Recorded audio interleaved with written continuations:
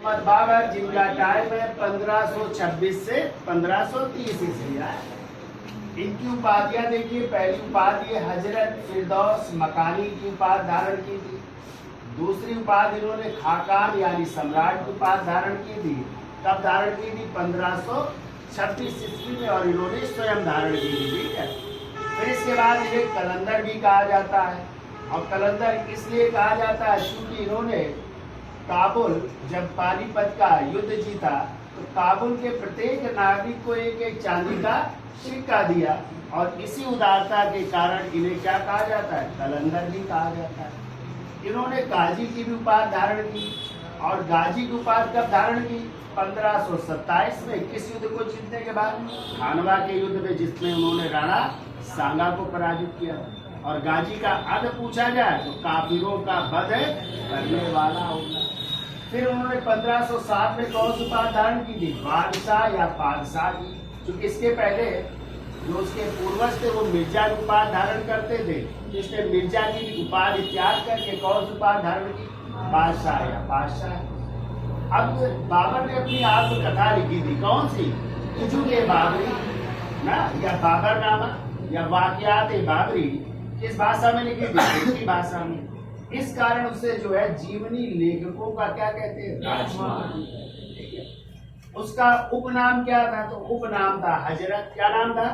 हजरत। जबकि बाबर अरबी भाषा का शब्द है जिसका अर्थ होता है बाग। क्या होता है? बाबर का जन्म हुआ था 14 फरवरी 1483 में। डेट याद हो जाएगी, वैलेंटाइन डे के दिन हुआ था ना? हुआ था ना? और कब हुआ था? 1483 में हुआ था। ठीक है। कहाँ पे हुआ था? फरगना में। फरगना कहाँ पे था? मध्य एशिया में, ट्रांसआसियाना की एक छोटी सी रियासत। और आज ये पड़ जाता है उज्बेकिस्तान की किस जगह? अंदीजान में राजस्थान।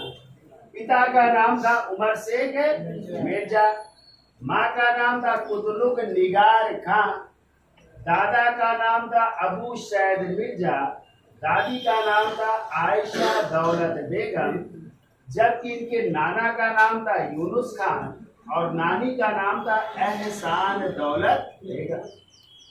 पितृपक्ष से बाबर जो है तैमूर लंग का 5वां वंशज था। तो आपको पता है तैमूर लंग ने 1398 में भारत पर आक्रमण किया था। उस समय दिल्ली सल्तनत के सुल्तान थे तुगलक वंश के नसीरुद्दीन महमूद तुगलक के समय। ठीक है। ये कह रहा है बाबर मातृपक्ष की ओर से चंगेज खां का 14वां वंशज था। और आपने पढ़ा है चंगेज खां का आक्रमण हुआ था 1221 में, जब दिल्ली सल्तनत के सुल्तान थे इल्तुतमिश पहुंच गया था ना सिंध तक जलालुद्दीन मंगबरनी का पीछा करते हुए, और वहीं से फिर वो वापस लौट गया था, भारत में आक्रमण नहीं कर पाया। ठीक है। तो इस कारण जो है ये दोनों मंगोलों का खून है इसके रक्त में, इसलिए मंगोलों से इस वंश का नाम क्या पड़ गया? मुगल वंश पड़ गया। ठीक है।